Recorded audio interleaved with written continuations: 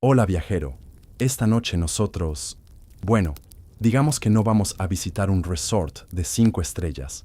En lugar de eso, vamos a un lugar donde la política era un deporte de contacto, las tradiciones eran ley y los fantasmas de los ancestros tenían más poder que cualquier comité de la ONU. Nos dirigimos a la Madagascar del siglo XIX, una isla de una belleza impresionante y, como descubrirás, de un peligro igualmente impresionante. Es uno de esos lugares donde probablemente no sobrevivirías a eso, especialmente si tienes la mala costumbre de rezar al Dios equivocado o de tener una opinión. La historia de esta noche es sobre el poder, el miedo y una reina cuyo nombre se susurraba con una mezcla de pavor y reverencia. Una mujer que no nació para gobernar, pero que se aseguró de que nadie más pudiera hacerlo. Entonces, antes de ponerte cómodo, tómate un momento para darle me gusta al video y suscribirte, pero solo si realmente disfrutas lo que hago aquí.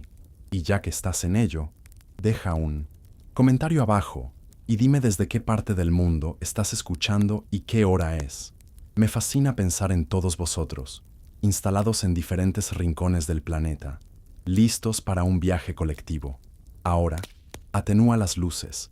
Tal vez encienda un ventilador para obtener ese suave zumbido de fondo y comencemos juntos el viaje de esta noche. Te encuentras de pie en una colina. El aire es cálido y húmedo, cargado con el aroma de la tierra roja y la vegetación exuberante. A tu alrededor, las tierras, altas de Madagascar, se extienden como una manta arrugada de un verde intenso. No es el paisaje de postal de playas blancas que podrías imaginar. Esto es el corazón de la isla, el reino Merina. Las aldeas se aferran a las laderas, con sus casas de madera y techos de paja agrupadas como si buscaran protección mutua. El poder aquí no se mide en oro, sino en lanzas, en lealtad y sobre todo, en la capacidad de navegar por una red de alianzas más complicada que las instrucciones de montaje de un mueble sueco. En este preciso momento, el rey, Andrianan Poinimerina, un hombre con un nombre tan largo que probablemente necesitaba 2 tarjetas de visita, gobierna con mano firme. Los historiadores todavía debaten si su proyecto de unificar la isla fue un acto de genialidad política o una simple conquista brutal, pero lo que es seguro es que no toleraba la disidencia. En una de estas aldeas, en una choza con suelo de barro que huele a humo y a vida sencilla, vive una niña. No tiene nada de especial a primera vista. No lleva sedas, no tiene tutores reales. Su padre es un soldado, un hombre cuya lealtad es su mayor tesoro. Y es esa lealtad la que está a punto de cambiarlo todo. Llegas a escuchar susurros, fragmentos de una conspiración que se teje en las sombras para asesinar al rey. Es un plan audaz, peligroso. Pero antes de que pueda llevarse a cabo, el padre de esta niña se entera. En lugar de unirse o de permanecer en silencio por miedo, hace algo extraordinario. Advierte al rey. Es un gesto que parece insignificante en el gran esquema de las cosas, una sola voz contra un coro de traidores. Pero esa voz es suficiente. La conspiración se desmantela, los culpables son castigados, y el rey, agradecido, busca una forma de recompensar al soldado que le salvó la vida. ¿Tierras? ¿Ganado? No, algo mucho más duradero. El rey adopta a la hija del soldado. La niña, cuyo nombre es Ranavalona, es arrancada de su mundo de barro y paja y es arrojada al centro mismo del poder. Una curiosidad de la época es que este tipo de adopciones no eran tan raras. Eran una forma de forjar lazos de sangre artificiales, creando una familia política que se suponía debía ser inquebrantable. Aunque, como pronto descubrirás, la palabra inquebrantable en política suele tener fecha de caducidad. Así que ahí estás tú, viendo a esta niña, Ranavalona, parpadeando bajo la dura luz de su nueva realidad, sin saber que su historia no será la de una princesa de cuento de hadas, sino la de una pesadilla para miles. Dejas atrás el olor a tierra húmeda y entras en el complejo real, el Roba de Antananarivo, que se alza sobre la ciudad más alta del reino. El cambio es vertiginoso. Pasas de una choza con suelo de barro a caminar entre imponentes columnas de palisandro, tan pulidas que puedes ver tu reflejo distorsionado en ellas. El aire aquí dentro es diferente, más fresco, impregnado del aroma de maderas nobles y un incienso sutil que no logras identificar. Es el olor del poder, y en el centro de todo está ella, Rana Valona. La observas cambiar su ropa de lino áspero por túnicas de seda importada que susurran con cada paso que da. La ves aprender a navegar por los pasillos laberínticos del palacio, que para un recién llegado deben parecer un laberinto diseñado para atrapar a los incautos. Y en cierto modo lo es. Te sientas en un rincón discreto, fingiendo admirar un tapiz, pero en realidad la estás estudiando. No destaca por su belleza según los cánones de la corte, ni por un carisma arrollador que silencia una habitación. De hecho, su principal característica es su silencio. Mientras otros cortesanos ríen ruidosamente, conspiran en susurros apenas disimulados, o compiten por la atención del rey, ella observa, escucha, y lo más importante, recuerda. Su rostro es una máscara impasible. Sus ojos lo captan todo. Ves cómo sigue con la mirada a los oficiales del ejército, a las concubinas del rey, a los sirvientes que van y vienen. Es como si estuviera creando un mapa mental de las lealtades y las debilidades de la corte, un organigrama de poder que solo existe en su cabeza.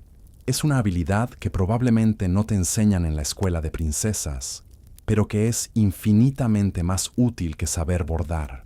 Los historiadores todavía debaten si su silencio era una estrategia deliberada desde una edad temprana o simplemente timidez producto de su desarraigo. ¿Era ya una jugadora de ajedrez pensando 10 movimientos por adelantado? ¿O simplemente una niña abrumada, tratando de no meter la pata? Sea cual sea la respuesta, funciona. La gente tiende a subestimar a la persona silenciosa en la esquina. La ven como inofensiva, un mero adorno en el juego de tronos que se desarrolla a su alrededor. Es un error que muchos pagarán caro. Una curiosidad de la vida en la corte merina era el estricto protocolo del lamba, la prenda tradicional, la forma en que te la envolvías, el color y el patrón, comunicaban tu estatus, tu estado de ánimo e incluso tus intenciones. Políticas. Rana Valona, aprendes, domina este lenguaje no verbal a la perfección, diciendo mucho sin pronunciar una sola palabra. Te das cuenta de que este palacio no es un hogar, es un campo de entrenamiento. Cada cena es un examen, cada conversación una posible trampa. Ella está atrapada en un reality show del siglo XIX, con consecuencias mucho más permanentes que ser expulsado de la isla. Aquí, ser eliminado del programa tiene un significado mucho más literal, y mientras la observas moverse con una gracia tranquila y calculadora, tienes la sensación de que no solo va a sobrevivir al programa, sino que está planeando convertirse en la productora ejecutiva. El tiempo pasa en la corte, como el agua de un río lento pero constante.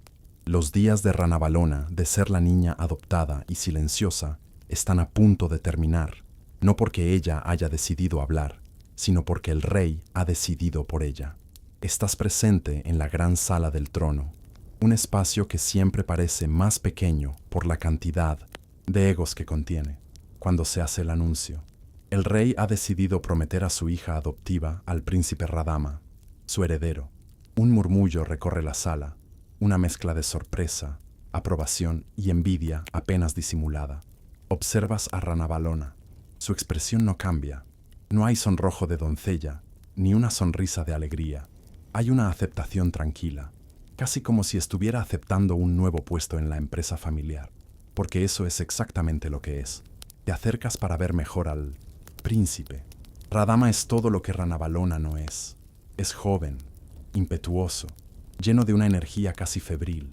Sus ojos brillan con ambición y una fascinación descarada por todo lo que viene de más allá del océano. Le has oído hablar con entusiasmo de los barcos europeos, de sus armas, de sus ideas. Es carismático, ruidoso, y ya se rodea de un grupo de jóvenes nobles que comparten su visión de un Madagascar moderno. Él la mira a ella, a su futura esposa, con una especie de respeto protocolario, pero sin la más mínima chispa de afecto. La ve como parte del trato, una pieza en el tablero que su padre ha movido por él. No es una unión por amor, es una jugada política en su forma más pura. El rey recompensa la lealtad del padre de Ranavalona, asegurando el futuro de su hija, y al mismo tiempo ata a esta familia, que le demostró ser fiel al linaje real. Es un movimiento brillante, típico de un rey que sabe que los cuchillos son menos peligrosos cuando los sostienen tus parientes.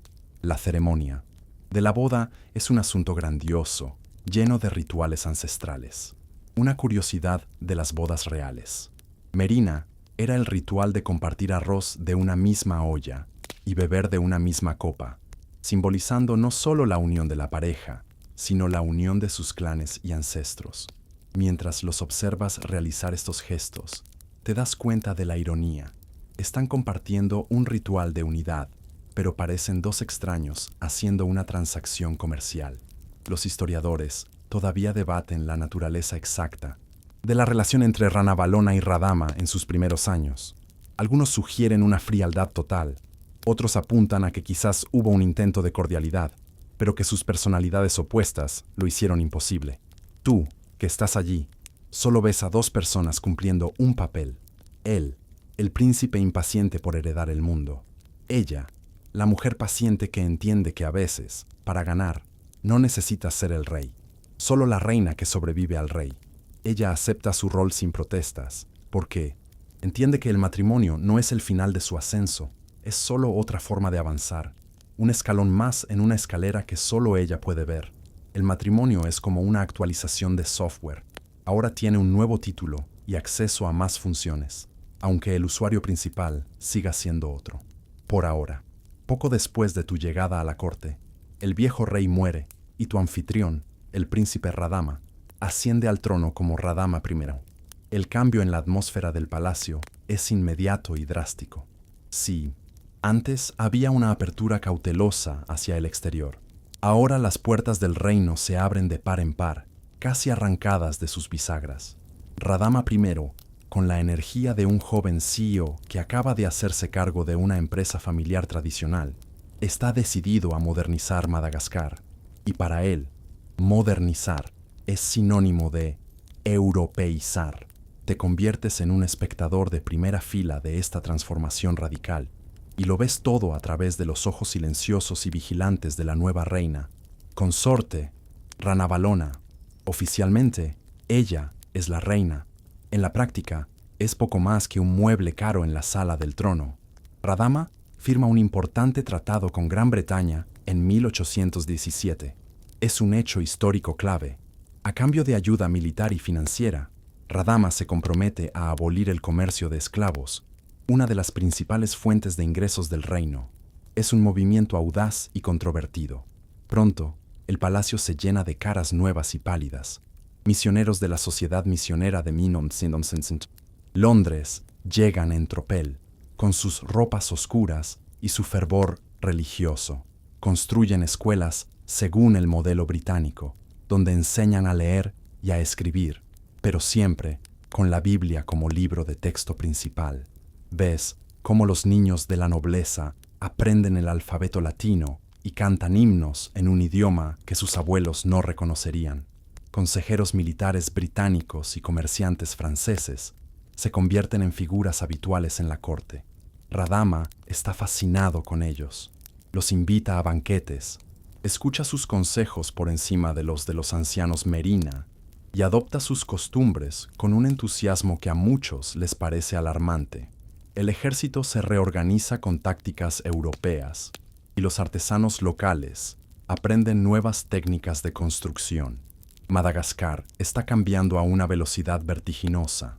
Ranavalona observa todo esto desde su posición marginal.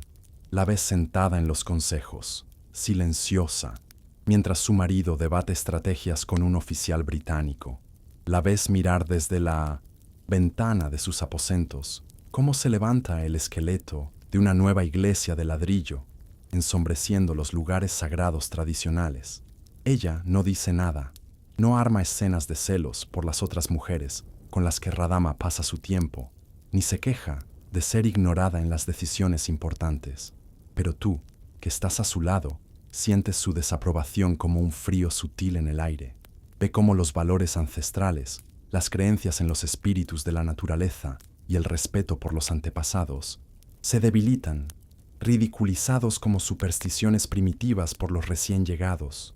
Ve cómo la influencia extranjera se filtra en cada aspecto de la vida del reino. Los historiadores todavía debaten si Radama era un verdadero visionario que entendió que Madagascar debía modernizarse para sobrevivir, o simplemente un pragmático que utilizaba a los europeos para consolidar su propio poder militar sobre otros reinos de la isla. Para Ranavalona, la respuesta es irrelevante. Ella solo ve que el alma de su pueblo está siendo reemplazada por reglas y dioses que vienen de otros continentes. Es como ver a alguien repintar una obra de arte ancestral con pintura de látex barata. Y en su silencio, una resolución comienza a endurecerse como el acero. Mientras Radama está ocupado siendo el rey ilustrado, asistiendo a la inauguración de escuelas y mostrando a los dignatarios europeos sus nuevas tropas uniformadas, tú permaneces en las sombras con Ranavalona, y es en estas sombras donde comienza el verdadero juego. Su respuesta a ser ignorada y marginada no son las lágrimas ni los celos, como Radama y sus consejeros europeos podrían esperar de una mujer. Su respuesta es una paciencia depredadora. Se convierte en la maestra del trabajo en red, mucho antes de que existiera LinkedIn. La ves moverse discretamente por los márgenes de la corte, cultivando los vínculos que su marido desprecia. La observas manteniendo largas conversaciones con los ancianos de los clanes, esos hombres de rostros arrugados que se sientan en los consejos reales, con una expresión de desaprobación perpetua ante los cambios. Ella no discute, escucha sus quejas sobre cómo las nuevas leyes desafían las tradiciones, asiente con la cabeza, validando sus miedos. Te infiltras con ella en reuniones secretas, con líderes militares de la vieja guardia, hombres que se sienten incómodos con los nuevos instructores británicos y que resienten la pérdida de su antiguo prestigio. Ella no les promete un golpe de estado, pero les ofrece un oído comprensivo y la promesa silenciosa de que ella recuerda el viejo orden. Su red de contactos es como un sistema de raíces que crece bajo tierra, invisible desde la superficie, pero extendiéndose cada vez más, buscando nutrientes en el descontento. Parece que está organizando el comité de bienvenida más pasivo-agresivo de la historia. Su alianza más crucial, sin embargo, es con los líderes espirituales tradicionales, los Zombiasi, los adivinos y curanderos, y los guardianes de los Zampi, los ídolos o amuletos reales, que eran considerados la fuente de la fuerza y legitimidad del reino. Estos hombres y mujeres ven a los misioneros cristianos no solo como una competencia, sino como una amenaza existencial. La Biblia reemplaza sus rituales. El Dios cristiano desplaza a los espíritus de la montaña y el bosque. Ranavalona se reúne con ellos, no en el palacio principal, sino en lugares discretos. Les asegura que ella todavía cree en el poder de los ancestros, que respeta los tótems. Se convierte en su campeona silenciosa. Los historiadores todavía debaten cuán organizada era su red en esta etapa temprana, o si simplemente estaba cultivando amistades y alianzas que más tarde resultaron ser políticamente útiles. Pero desde tu perspectiva, parece una estrategia muy calculada.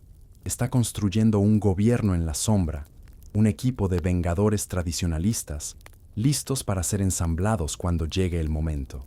Una curiosidad fascinante es que estos líderes espirituales a menudo comunicaban sus profecías y advertencias a través de acertijos y un lenguaje simbólico, un arte que Ranavalona, con su naturaleza observadora y silenciosa, probablemente entendía a la perfección.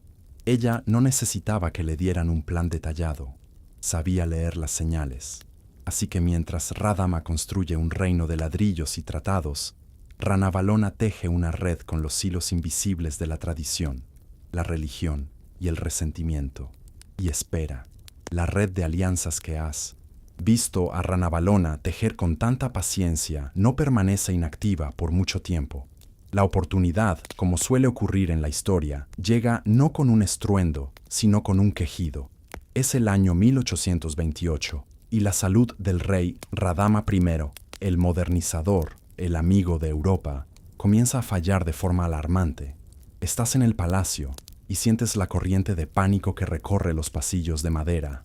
Los susurros son la nueva moneda del reino.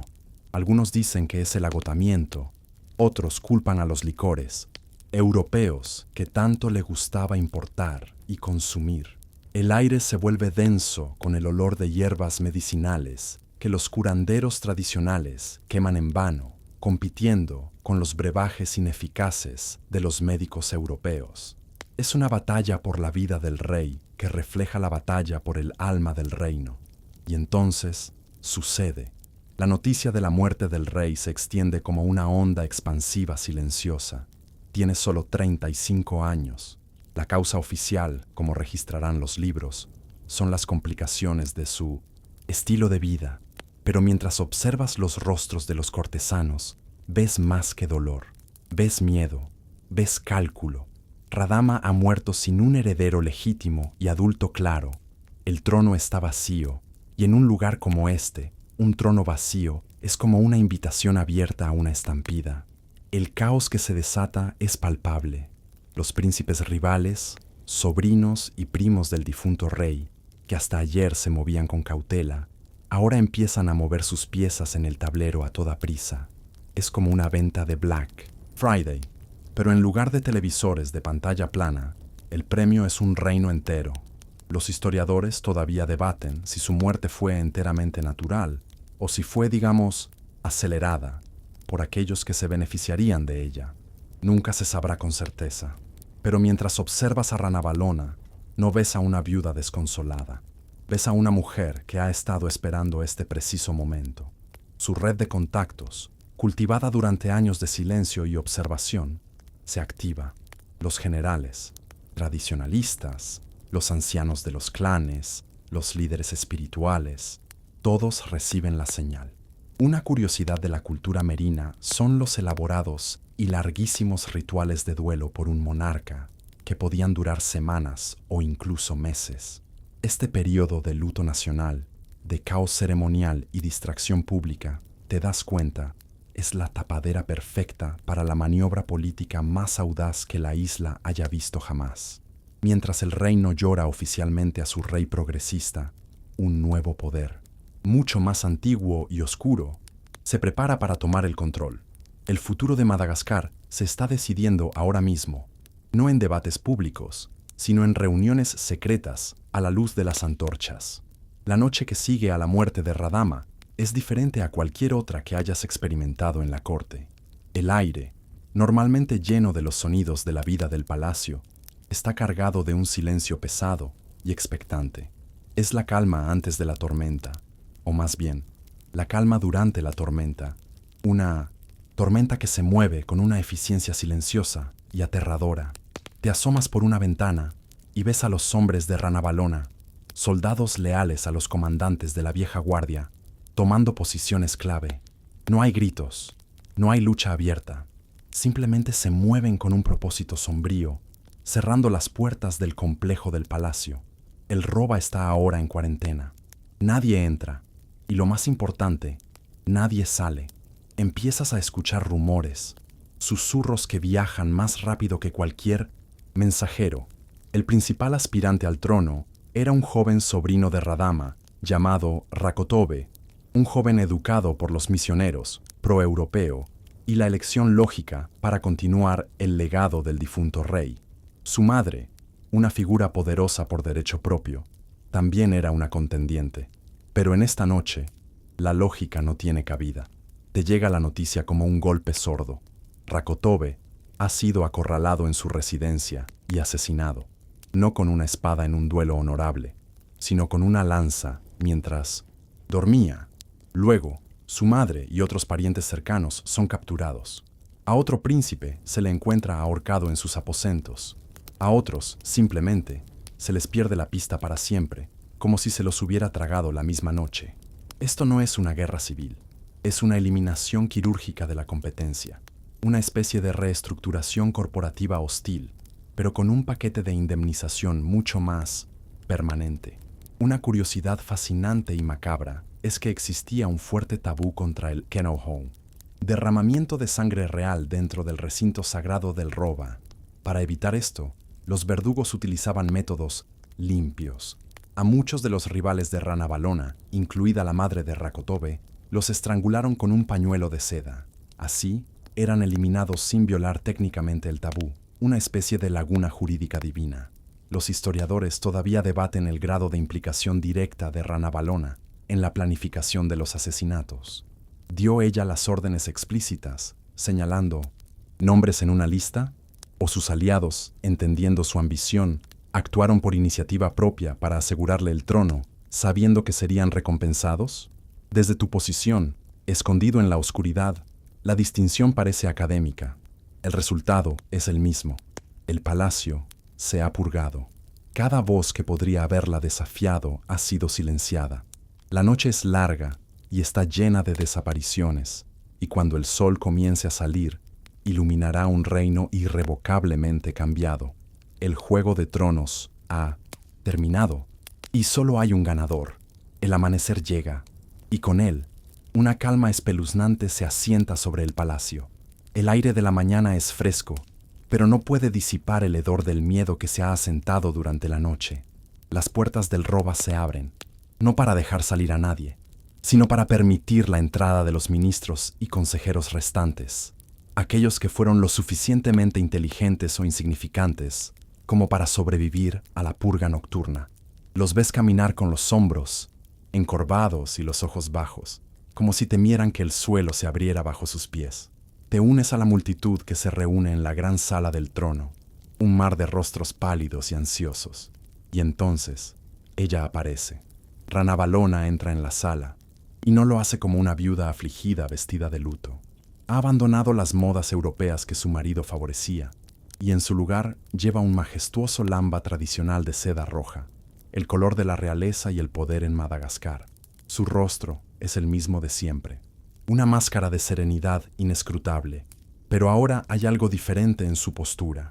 Ya no es la observadora silenciosa en la esquina, es el centro de la habitación, el sol oscuro alrededor del cual todos los demás ahora deben orbitar.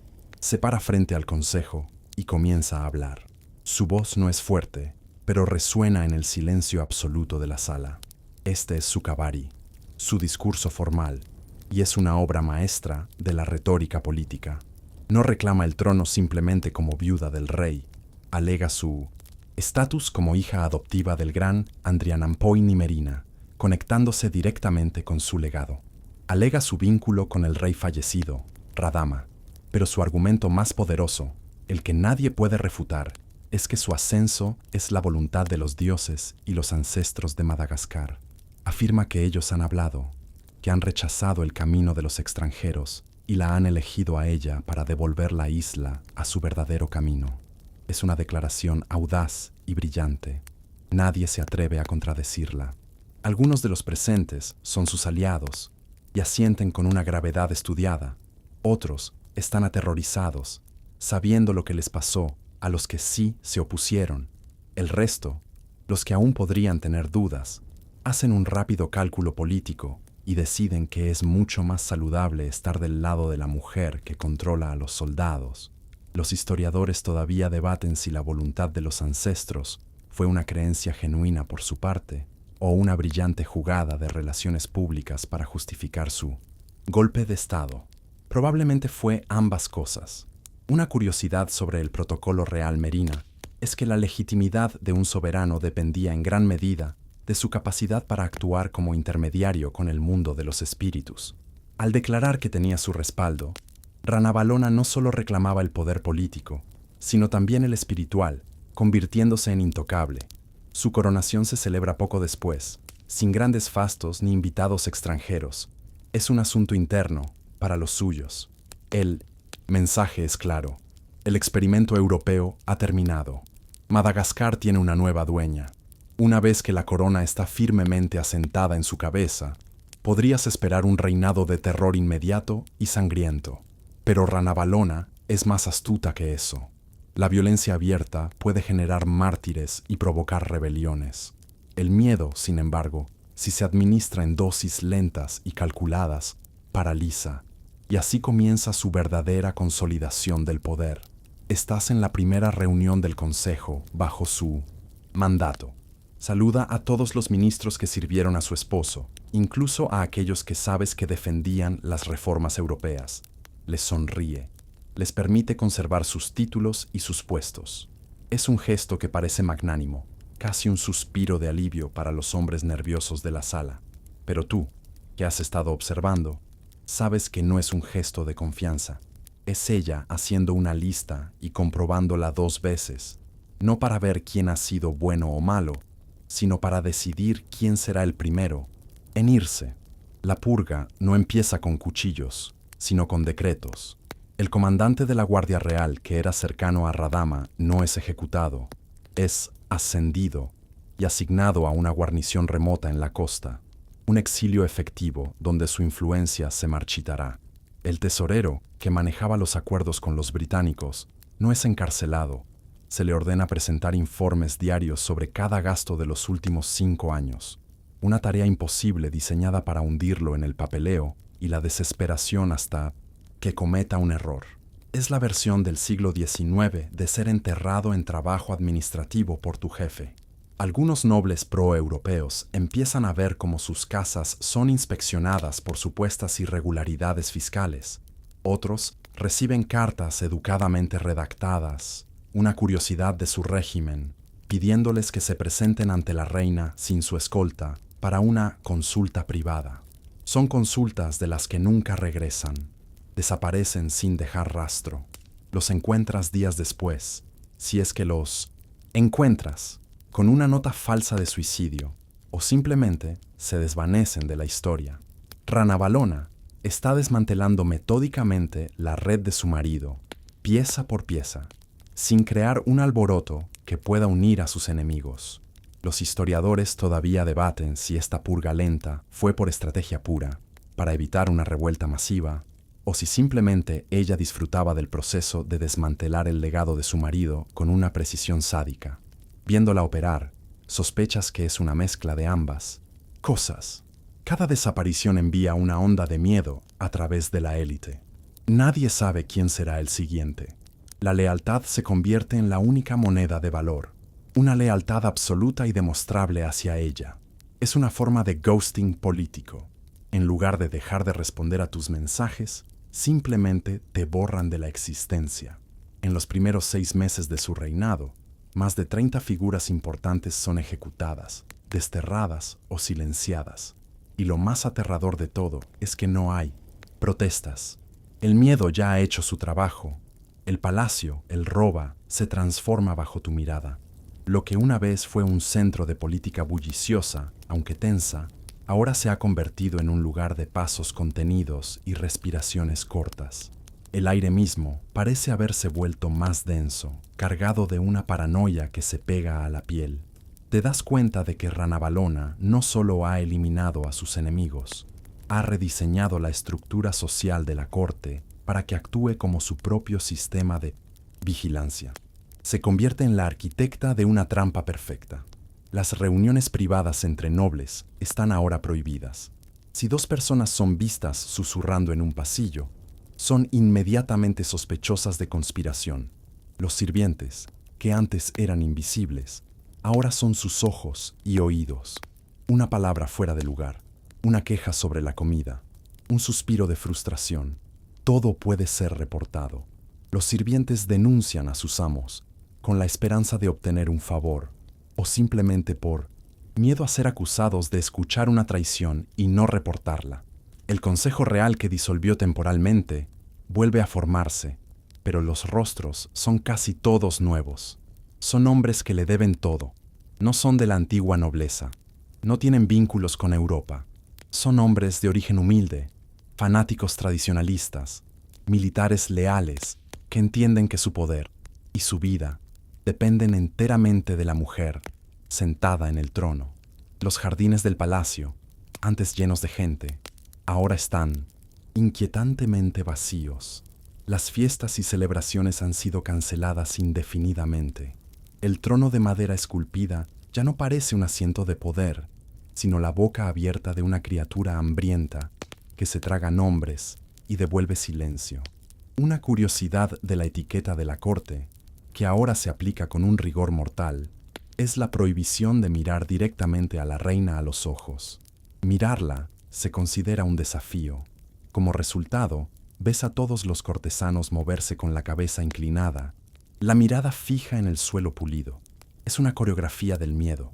Los historiadores todavía debaten hasta qué punto este sistema de vigilancia fue centralizado y organizado por ella, o si la paranoia simplemente se autoalimentó, con la gente denunciándose mutuamente en una espiral descendente de miedo para salvarse. Desde tu perspectiva, el efecto es el mismo.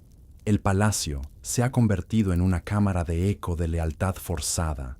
Es como trabajar en la oficina más tóxica imaginable, donde el jefe no solo lee tus correos electrónicos, sino que también puede leer tus pensamientos. Y un mal pensamiento sobre el nuevo logotipo de la empresa puede llevar a un traslado permanente al sótano. Literalmente. Así es como Ranavalona consolida su poder. No con grandes discursos o leyes complejas, sino con un miedo simple, puro y omnipresente. Ha dejado muy claro que el reino tiene una nueva dueña, y no está interesada en tener compañeros de trabajo, solo subordinados. El miedo que has sentido crecer dentro de los muros del palacio no puede ser contenido por mucho tiempo. Como un gas venenoso, ahora se filtra hacia el exterior, extendiéndose por cada aldea y cada colina del reino.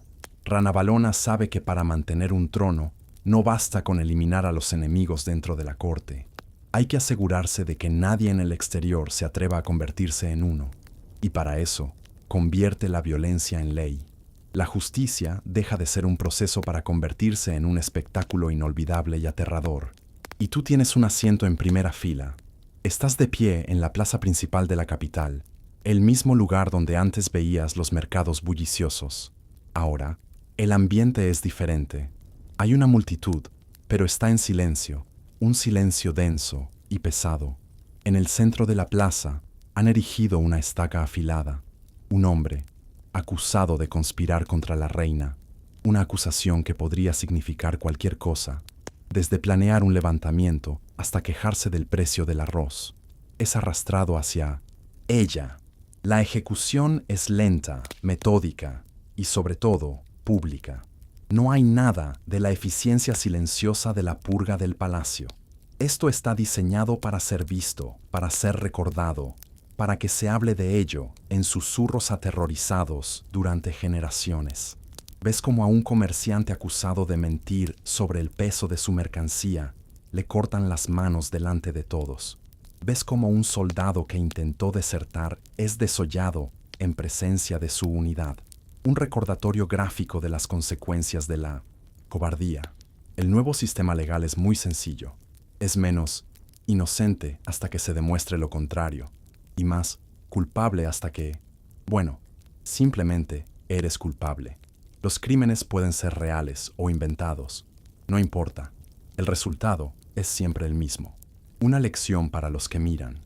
Los historiadores todavía debaten si esta extrema brutalidad era un reflejo de su sadismo personal o una calculada política de shock y pavor para gobernar un reino vasto con recursos limitados. Viendo los rostros de la multitud, te das cuenta de que la distinción es irrelevante, funciona. Una curiosidad de su régimen es que los lugares para las ejecuciones a menudo se elegían por su significado simbólico. Las traiciones se castigaban cerca del palacio, las ofensas religiosas cerca de los lugares sagrados tradicionales, convirtiendo el paisaje de la ciudad en un mapa del terror. Si una madre es sorprendida rezando a un dios extranjero, es enterrada hasta el cuello mientras sus propios hijos son obligados a arrojarle piedras. Es una crueldad de una imaginación aterradora. Estás aprendiendo que en el reino de Ranavalona, la ley no está escrita en libros, sino en los cuerpos de los castigados. Cada castigo es un mensaje, y el mensaje es simple: obedece o conviértete en el próximo espectáculo. Un día, la mala suerte te encuentra. Quizás tu vecino te acusa de haberle robado una gallina, o quizás a alguien simplemente no le gusta tu cara. No importa la razón, dos guardias de la reina aparecen en tu puerta y te arrastran hacia la plaza. El pánico frío se apodera de ti. No vas a ser juzgado por un tribunal de magistrados. Vas a enfrentarte a la prueba de la tangena. Te colocan en una fila con otros desdichados. Frente a ti, un funcionario con la mirada vacía de un burócrata y la autoridad de un verdugo sostiene un cuenco. Dentro hay un líquido espeso y lechoso, preparado con la nuez molida del árbol Tanguinea venenifera. Es el veneno sagrado, el juicio de Dios, la ruleta rusa de la justicia malgache. Te explican las reglas, aunque ya las conoces. Todo el mundo las conoce. Tienes que beber el veneno. Después, te darán a comer 3 pequeños trozos de piel de pollo. El veneno, se cree, es un espíritu inteligente que puede ver la verdad en tu interior. Si eres inocente, el espíritu te permitirá vomitar las 3 piezas de piel de pollo. Si lo haces, eres libre. Si no vomitas, o si vomitas, pero no salen las 3 pieles, o si simplemente mueres por el veneno, entonces eres culpable y tu destino está sellado. Es el detector de mentiras definitivo, con el ligero efecto secundario de un fallo terminal del sistema. Cuando llega tu turno, el cuenco se presiona contra tus labios. El líquido es increíblemente amargo. Lo tragas, luchando contra el impulso de vomitarlo todo al instante. El veneno comienza a hacer su trabajo. Sientes un ardor en el estómago. Tu corazón late con fuerza en tus oídos. Tu visión se vuelve borrosa. Te dan las 3 resbaladizas piezas de piel de pollo. Las tragas. Ahora, solo queda esperar. Es una agonía. Tu cuerpo se convulsiona. El mundo se convierte en un túnel de náuseas y miedo. A tu alrededor, algunos ya han caído. Sus cuerpos inertes son arrastrados sin ceremonia. Otros están vomitando violentamente. Te concentras con toda tu voluntad en un solo objetivo: expulsar esas 3 malditas pieles de pollo. Los historiadores todavía debaten la verdadera tasa de mortalidad de la prueba, con estimaciones que van desde el 20% hasta más del 50%, pero todos coinciden en que fue un método de control demográfico y político devastadoramente eficaz. Para ti, en este momento, no eres una estadística. Eres un hombre o una mujer rezando a cualquier dios que escuche para que un veneno decida que eres inocente. La justicia, en este reino, no es ciega, es tóxica. Has sobrevivido a tu prueba personal con la tangena, quizás por pura suerte, pero el espectáculo no ha terminado. Ahora, como espectador, te das cuenta de la verdadera escala de este horror. No es un juicio para casos excepcionales, es una herramienta de gestión diaria. En ciertos días, especialmente después de que se descubre una supuesta conspiración o una comunidad de creyentes prohibidos, la plaza se prepara para juicios masivos. Hoy, ves una fila que parece interminable. 100 personas, hombres, mujeres, incluso adolescentes, descalzos, temblando. Algunos lloran en silencio, otros intentan recordar una oración en voz baja, aunque saben que eso podría empeorar las cosas. Frente a ellos, 100 cuencos de madera idénticos esperan sobre unas mesas. A poca distancia, las calderas ya hierven. El vapor se eleva hacia el cielo azul como una promesa siniestra. Uno por uno, se les obliga a beber. El ritual es el mismo, pero la escala lo convierte en una pesadilla industrial. Observas de cerca y te das cuenta de la terrible arbitrariedad de todo. Un hombre vomita violentamente y las 3 pieles de pollo caen al suelo. Un suspiro de alivio recorre a su familia que mira desde la multitud. Es declarado inocente, pero la mujer que le sigue también vomita. Pero quizás el gesto es menos contundente, o quizás una de las pieles queda oculta. Uno de los guardias frunce el ceño, murmura que no es suficiente, y con un gesto la sentencian. La arrastran, gritando, hacia la caldera. Te das cuenta de que vomitar no siempre te salva. Si el gesto es dudoso, si un guardia está de mal humor, si se ha cumplido la cuota de inocentes del día, cualquier cosa puede convertir la supervivencia en una sentencia de muerte. El sistema judicial es muy eficiente. No hay un largo proceso de apelación. El veredicto y la sentencia ocurren más o menos al mismo tiempo. Algunos, has oído, intentan manipular el sistema. Una curiosidad local es el rumor de que se puede sobornar a los funcionarios para obtener una dosis más débil del veneno, o que algunos intentan desarrollar una tolerancia tomándolo en pequeñas cantidades. Pero la mayoría de las veces es inútil. La reina se asegura de que la prueba sea un instrumento de terror, no un juego que se pueda ganar.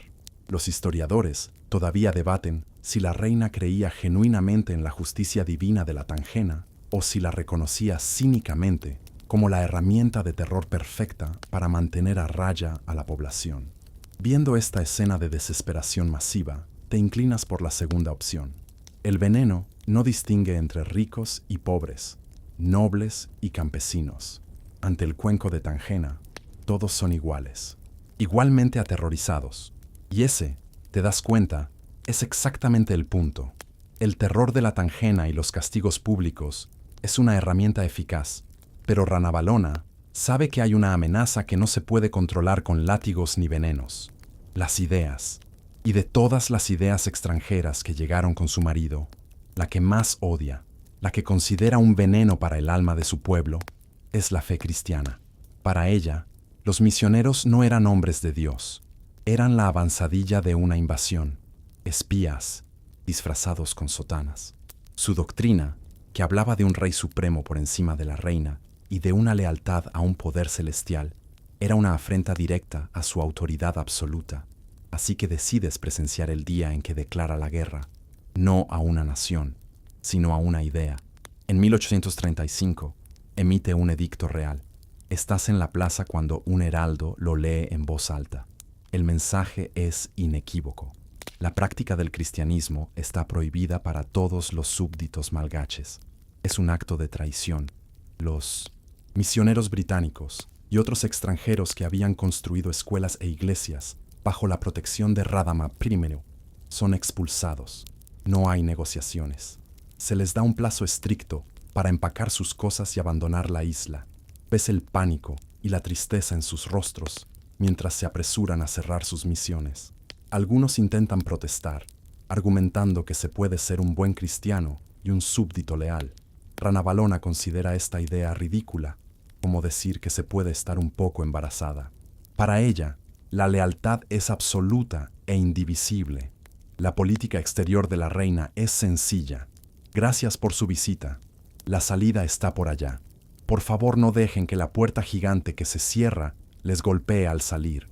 Los que no salen a tiempo son arrestados. Algunos mueren en prisiones inmundas. Otros son ejecutados públicamente como ejemplo. El mensaje es claro.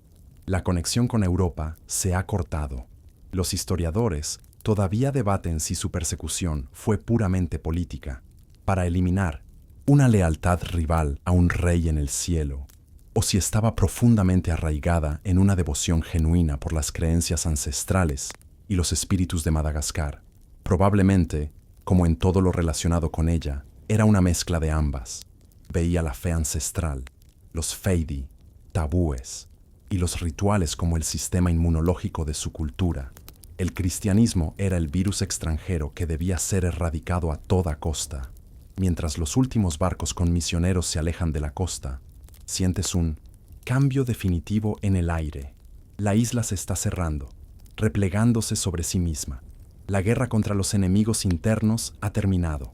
Ahora comienza la guerra por el alma de la nación. Con los misioneros extranjeros fuera del camino, Ranavalona dirige su atención a su verdadero objetivo: sus seguidores locales, los conversos malgaches. Ella sabe que echar a los pastores no sirve de nada si el rebaño sigue existiendo. Y aquí es donde la persecución se vuelve íntima y mucho más aterradora. Antes de la expulsión, has oído que la reina ordenó un censo secreto de todos los conocidos por haber adoptado la nueva fe. Ahora, esa lista se convierte en una lista de objetivos.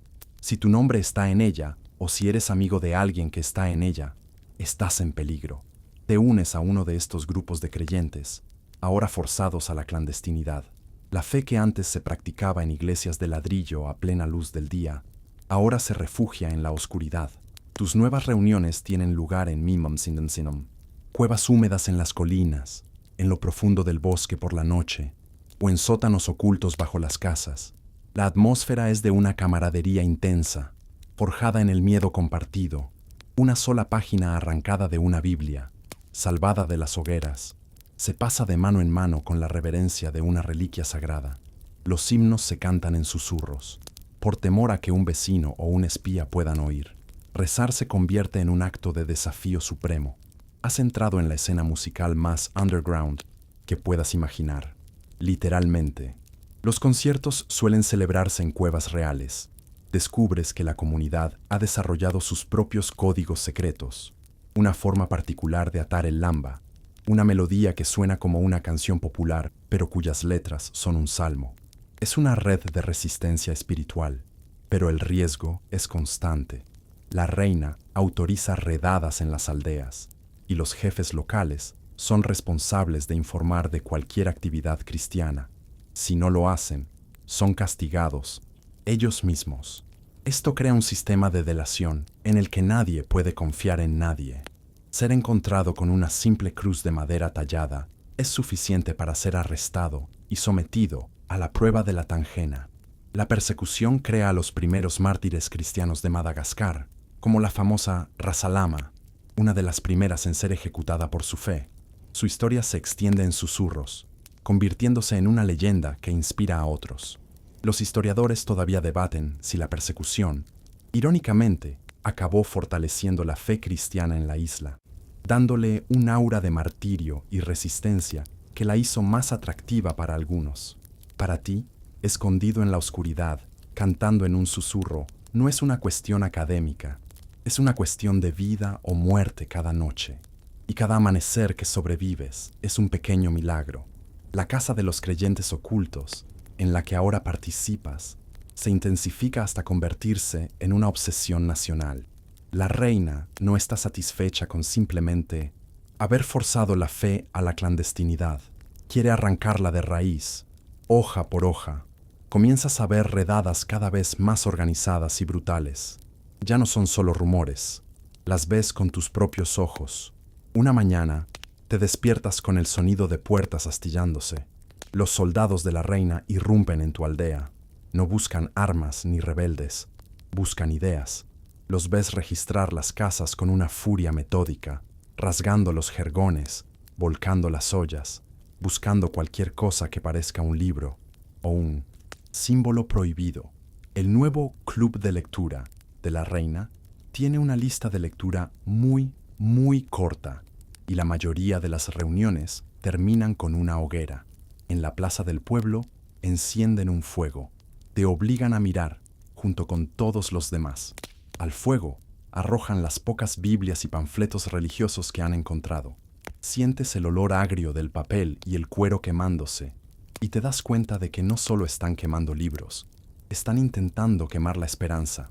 El castigo por ser descubierto enseñando a leer a alguien con estos textos es particularmente severo, una curiosidad terrible de su reinado, ya que la alfabetización misma se ha vuelto sospechosa, un posible vehículo para la sedición. La paranoia se convierte en el aire que respiras. El sistema de delación se formaliza, se ofrecen recompensas, una vaca, un saco de arroz, un puesto menor, a quien denuncie a un vecino cristiano. Y, a la inversa, se castiga severamente a quien sepa de una reunión y no la denuncie. Esto enfrenta a marido contra mujer, a hijo contra padre. ¿Puedes confiar en el amigo con el que creciste? ¿Puedes estar seguro de que su hambre no es más fuerte que su lealtad?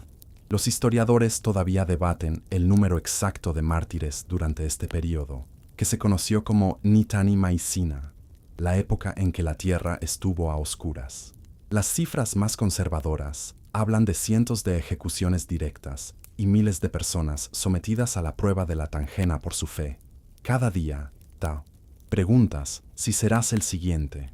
La fe, que se suponía que traía consuelo, se ha convertido en una fuente de terror constante. Te acuestas cada noche preguntándote si los soldados vendrán antes del amanecer. La reina ha logrado algo extraordinario. Ha convertido la oración en un acto de traición y el silencio en la única forma de supervivencia. En este reino, las paredes no solo tienen oídos, sino que también tienen boca y están dispuestas a hablar para salvarse. La guerra de Ranavalona contra Zin. Las ideas extranjeras no se detienen en la religión. Pronto te das cuenta de que su xenofobia es total. El cristianismo fue solo el síntoma más visible de lo que ella considera la enfermedad, el contacto con el mundo exterior. Ahora, presencias la fase final de su gran proyecto: sellar Madagascar herméticamente. El reino se pone en cuarentena a sí mismo. Después de la expulsión de los misioneros, llega el turno de los comerciantes. Los pocos comerciantes europeos que quedaban, que habían mantenido un flujo de artículos de lujo, telas y herramientas, son expulsados. Sus contratos son anulados, sus almacenes cerrados. Los puertos, como el de Tuamasina, que alguna vez fueron un mosaico bullicioso de velas de barcos de todo el mundo, caen en un silencio inquietante. Ves cómo el último barco europeo se aleja en el horizonte hasta que no es más que un punto, y sientes como si una puerta gigante se cerrara de golpe. Madagascar ha actualizado oficialmente su estado de relación con el resto del mundo a es complicado, y por complicado se refieren a largo de aquí. Se rompen los tratados que Radama había firmado con tanto orgullo. Se rechaza a los embajadores que intentan llegar. Madagascar se convierte en una isla no solo por su geografía, sino por una decisión de voluntad de hierro. La motivación de la reina, te das cuenta, es lograr una autosuficiencia total, una pureza cultural y económica. Ella cree que Madagascar tiene todo lo que necesita dentro de sus propias costas y que depender de los extranjeros es una debilidad que conduce a la corrupción y la subyugación. Es una visión radicalmente aislacionista, pero esto crea un problema. ¿Cómo reemplazar los bienes y la tecnología que ya no llegan? La respuesta de Ranavalona es fascinante y brutal. Inicia un programa de industrialización forzada. Una de las curiosidades más extrañas de este periodo es el papel de un aventurero francés naufragado llamado Jean Laborde. Ganándose el favor de la reina, se le pone a Simtesam cargo de construir un complejo industrial cerca de la capital, en Mantassoa. Allí, utilizando mano de obra forzada, Laborde supervisa la creación de fábricas que producen de todo: jabón, telas, ron e incluso mosquetes, cañones y pólvora para el ejército de la reina. Los historiadores todavía debaten si su política de autosuficiencia fue una visión nacionalista protoindustrial, adelantada a su tiempo, o una necesidad desesperada nacida de su paranoia y su deseo de control total. Sea como sea, la isla se ve obligada a valerse por sí misma. El mundo exterior sigue avanzando. La revolución industrial está en pleno apogeo en Europa, pero Madagascar se ha desconectado intencionadamente. La reina ha elegido la soberanía por encima del progreso, la pureza por encima de la prosperidad. Y tú, junto con todos los demás en la isla, tendrás que vivir con las consecuencias. Ahora vives en el reino que Ranavalona ha creado, una fortaleza aislada, un laboratorio de autosuficiencia forzada. Intentas llevar una vida normal, pero la normalidad ha sido redefinida. Caminas por el mercado y la diferencia es palpable. Han desaparecido las telas de colores vivos de la India y los utensilios de metal de Inglaterra. En su lugar, encuentras telas locales, más ásperas al tacto, y cerámica sencilla. La variedad de alimentos ha disminuido. La vida se ha vuelto más simple, más dura, más marrón. El lema nacional no oficial parece ser: ¿quién necesita importaciones cuando tienes una paranoia paralizante y trabajos forzados? Y los trabajos forzados, el fanompoana, se convierten en la columna vertebral de la economía y en una fuente constante de pavor. Este sistema tradicional de servicio al soberano se expande a una escala masiva y brutal. En cualquier momento puedes ser reclutado, no solo para el ejército, sino para trabajar en los proyectos de la reina. Te pueden enviar a cientos de kilómetros de tu hogar para construir un nuevo palacio, para talar árboles en los bosques o, peor aún, para trabajar en el complejo industrial de Jean Laborde, donde las condiciones son peligrosas y la tasa de mortalidad es terriblemente alta. Ves columnas de hombres y mujeres reclutados a la fuerza marchando por los caminos, sus rostros vacíos de esperanza. Sus familias a menudo nunca vuelven a verlos. Una curiosidad de este período es la casi total desaparición de los carros de ruedas. Como mantener las carreteras para ellos era una baja prioridad para un régimen centrado en el control militar y no en el comercio. La mayor parte del transporte de mercancías vuelve a ser realizado por porteadores humanos, un paso atrás visible en la infraestructura del país. El ejército de la reina no solo defiende las fronteras inexistentes, se ha convertido en una fuerza policial interna. Los soldados supervisan la recolección de impuestos, vigilan a los trabajadores en los campos de arroz y se aseguran de que cada aldea cumpla con su cuota de reclutas para el Phnom Poana. La obediencia se enseña a través de la presencia constante de la fuerza. Los historiadores todavía debaten el impacto económico real de su reinado. Mientras algunos lo ven como una catástrofe que empobreció a la nación durante generaciones, otros señalan el surgimiento de una industria local incipiente como un resultado inesperado y, en cierto modo, positivo. Pero para ti, que vives el día a día, la economía se mide en si tienes suficiente arroz en tu cuenco y en la probabilidad de que te arranquen de tu familia para morir en un pantano construyendo un canal que nunca usarás. Has aprendido a vivir con menos, a hablar menos y, sobre todo, a no desear nada que esté más allá de los límites de tu aldea. El miedo es un poderoso adhesivo social, pero incluso el miedo tiene sus límites. La presión constante, la pobreza y la brutalidad del Phnom Poana empiezan a crear fisuras en la monolítica estructura de obediencia de la reina. Un día te llegan susurros, historias que viajan de boca en boca a través de la isla, transportadas por comerciantes y viajeros. Los susurros vienen del sur, una región tradicionalmente rebelde. Hablan de una aldea que ha hecho lo impensable. Se han negado a cumplir con la cuota del Phnom Poana. Los ancianos se reunieron y decidieron que ya no enviarían a sus hijos y a sus hijas a morir en los proyectos de la reina en el norte. Sientes una chispa de algo que creías haber perdido, la esperanza. Imaginas la escena en esa aldea, el momento de la decisión, la mezcla de terror absoluto y una euforia desafiante. Se negaron a entregar a sus jóvenes al recaudador de la reina. Cuando los guardias locales intentaron forzarlos, los combatieron. Quemaron el pequeño puesto militar de la aldea, un símbolo de la opresión de la reina. Durante 3 días, te cuentan, celebraron, compartieron lo poco que tenían, bailaron danzas que habían sido prohibidas y cantaron canciones de desafío. Por un breve y glorioso momento, fueron libres. Se habían desconectado del sistema, enviando el equivalente del siglo XIX de un correo electrónico en mayúsculas a la sede central diciendo renuncio. Una curiosidad de estas rebeliones es que a menudo tenían sus propios líderes espirituales, que afirmaban tener la protección de los espíritus locales, presentándolos como más poderosos que los Sampi reales de la reina. La rebelión no era solo militar, era también una batalla en el plano sobrenatural.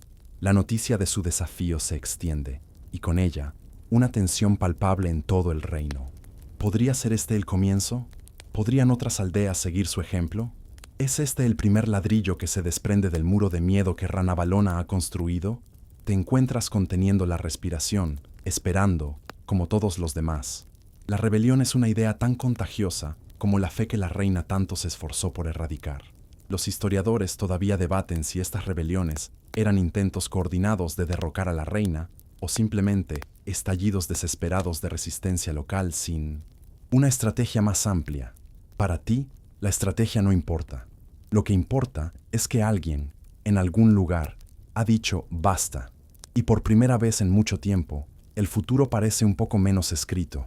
La chispa de esperanza que sentiste se extingue tan rápido como se encendió, ahogada por una brutalidad que supera todo lo que has visto hasta ahora.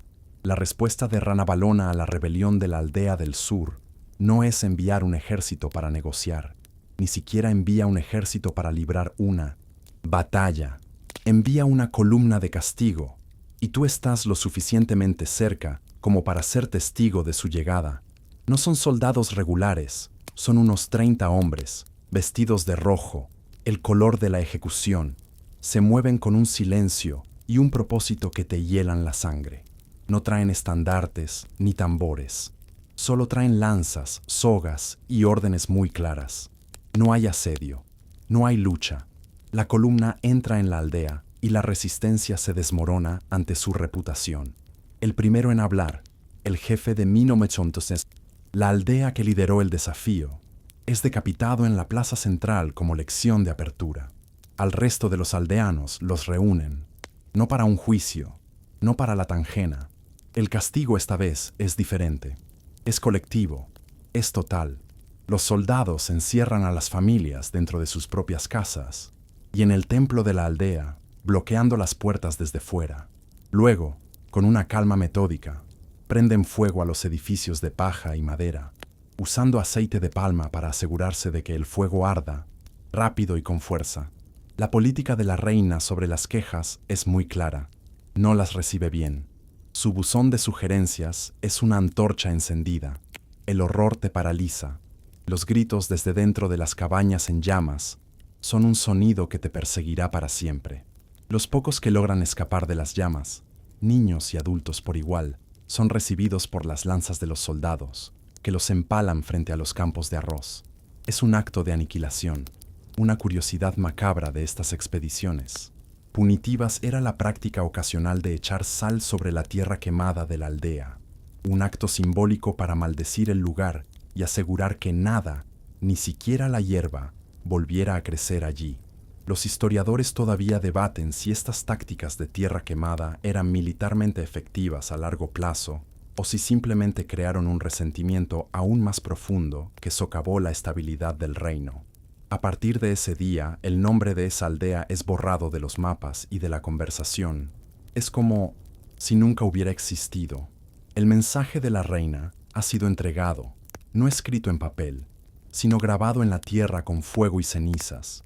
La rebelión no se tolera, se borra. Justo cuando crees que toda forma de resistencia ha sido aplastada bajo el peso del miedo, te das cuenta de que la rebelión de los campesinos no es la única amenaza para la reina. Hay una forma de disidencia mucho más peligrosa, la que nace dentro de sus propias filas. Te enteras, a través de una red de susurros mucho más cuidadosa y arriesgada que las anteriores, de una conspiración interna. No se trata de granjeros desesperados con orcas, sino de un comandante del ejército real, un hombre veterano, respetado y, lo más importante, con hombres a su cargo. Planear un golpe de estado contra Ranavalona es como intentar organizar una fiesta sorpresa para alguien que puede leer la mente y tiene un ejército permanente. Pero este hombre cree que puede hacerlo. Te encuentras en una reunión secreta, celebrada en el 1960, sótano de la casa de un comerciante de confianza. El aire es espeso por el humo de las lámparas de aceite y la tensión. El comandante despliega un mapa de la capital sobre una mesa. Su plan es sofisticado. Se ha aliado en secreto con 3 clanes del este que están descontentos con el poder centralizado de la reina. Tienen armas, tienen un calendario y, lo más crucial, afirman tener contactos dentro del propio palacio.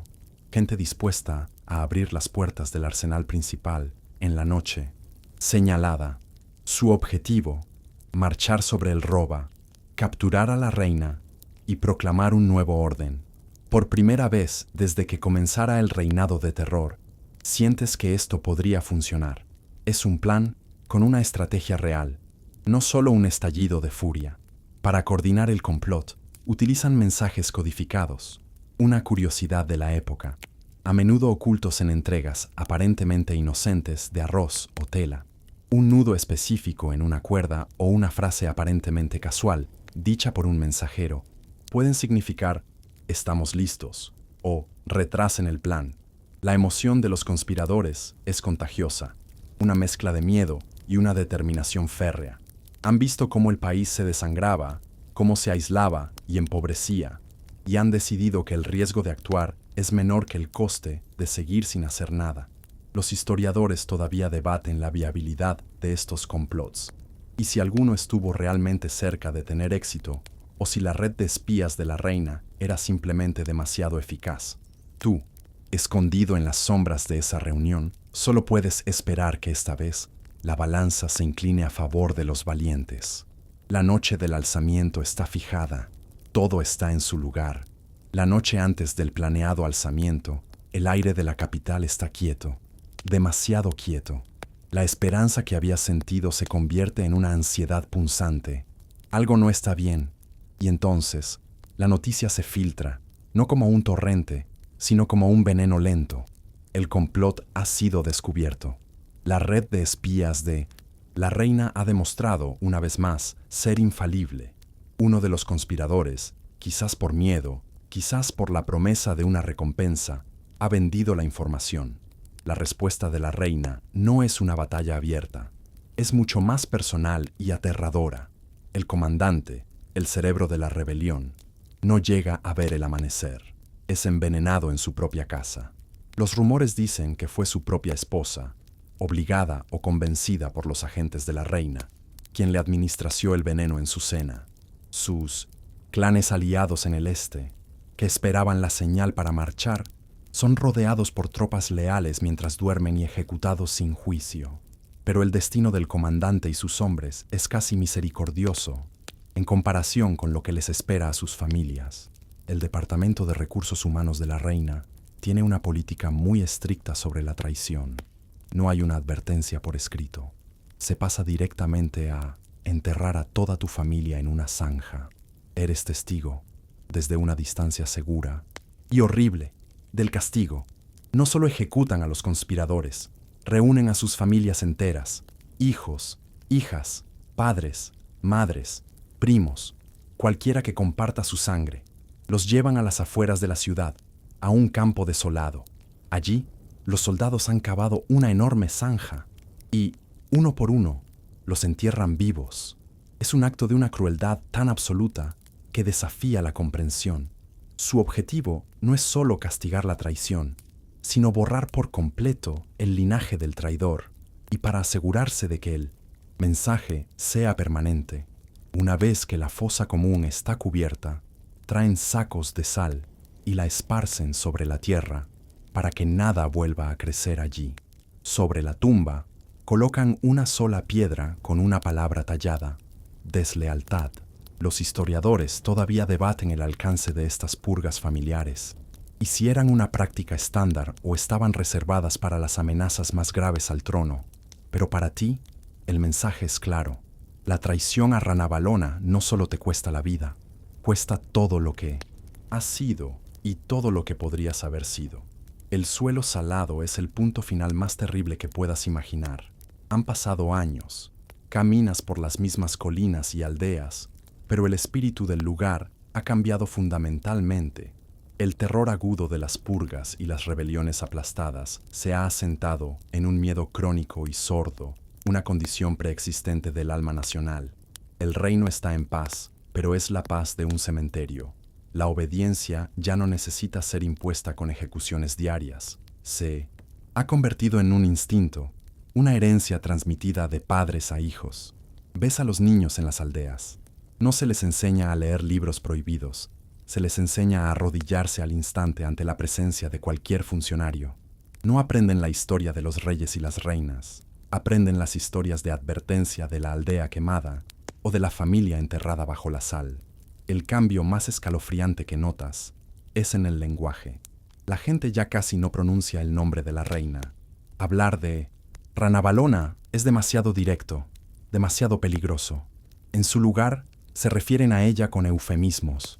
La llaman la voz, como si fuera una entidad incorpórea, o simplemente ella. Se ha convertido en algo más que una persona. Es una fuerza de la naturaleza, un espíritu que todo lo ve, una diosa de la retribución cuya ira puede caer en cualquier momento. El deporte nacional ahora es el silencio competitivo. El ganador es el que puede pasar más tiempo sin tener un pensamiento original. Una curiosidad de este período es el desarrollo de un complejo lenguaje no verbal de gestos y deferencia para navegar la vida diaria sin decir nada que pueda ser malinterpretado. Una ligera inclinación de cabeza, un desvío de la mirada, la forma de cruzarse de brazos, todo tiene un significado.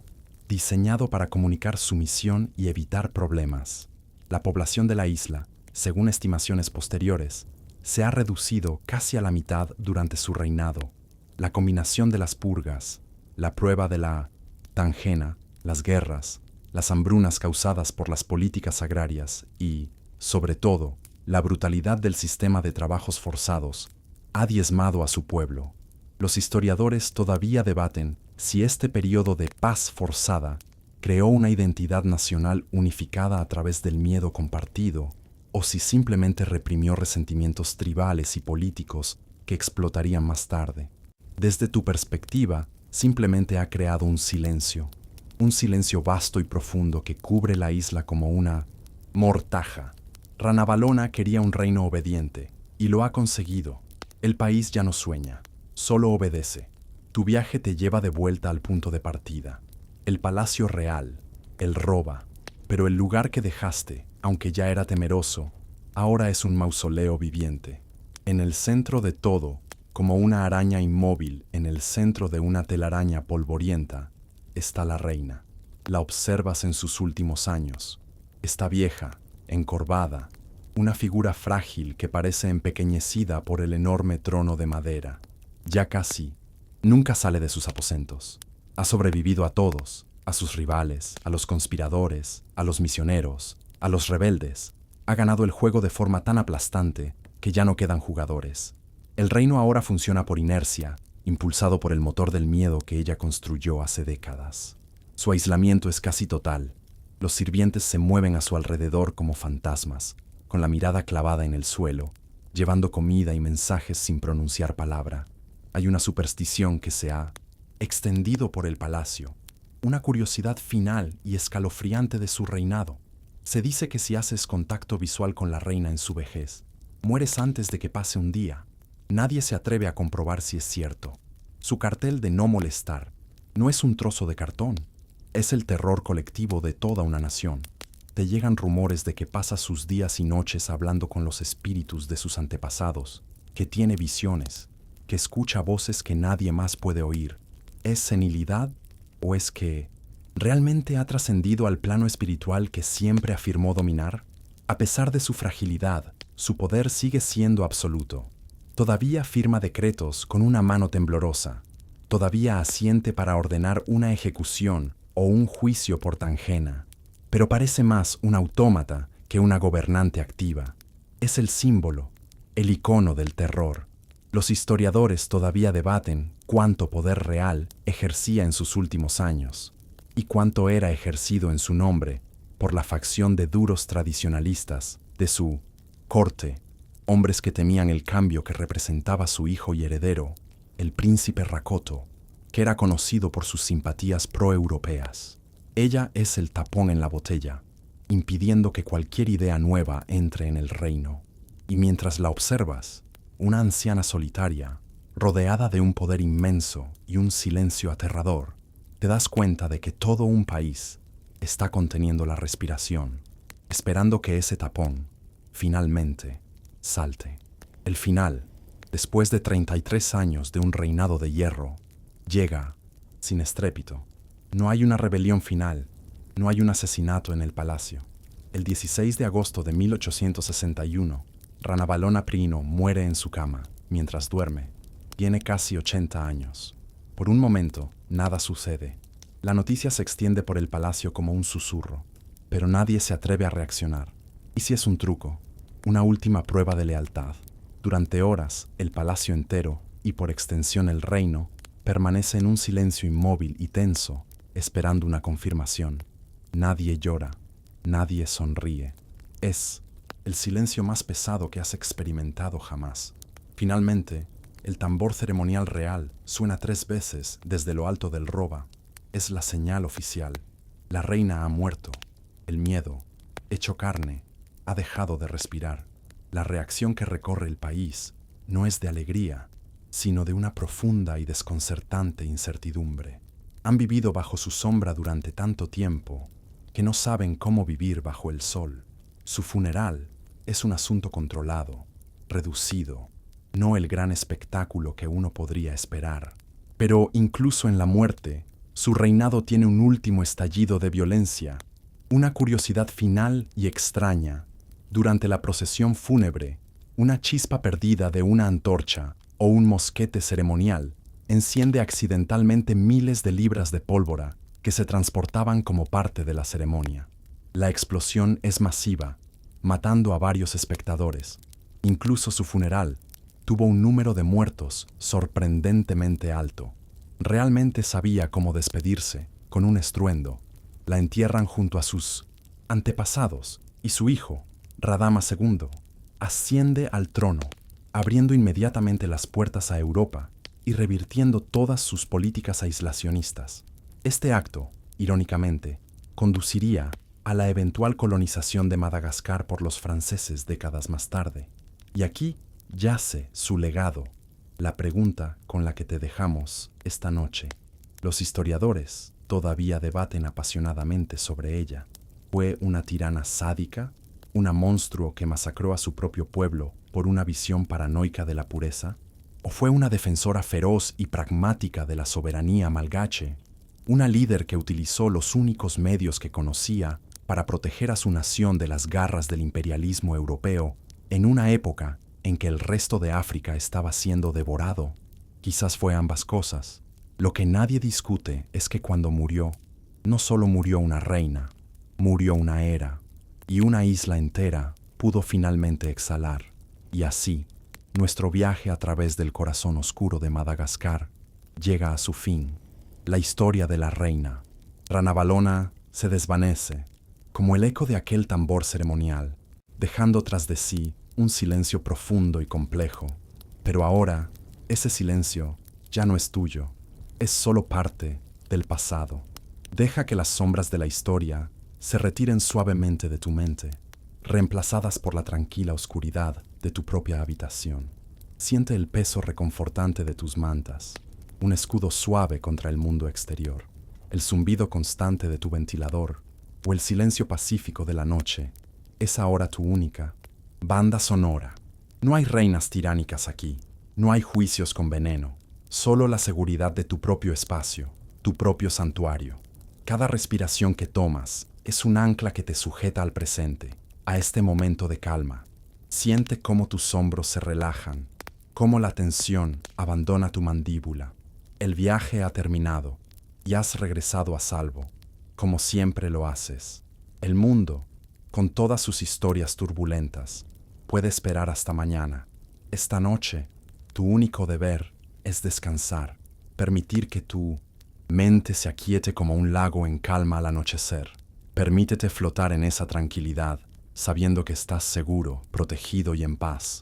Deja que el sueño te reclame suavemente, llevándote a un lugar sin historias, solo descanso.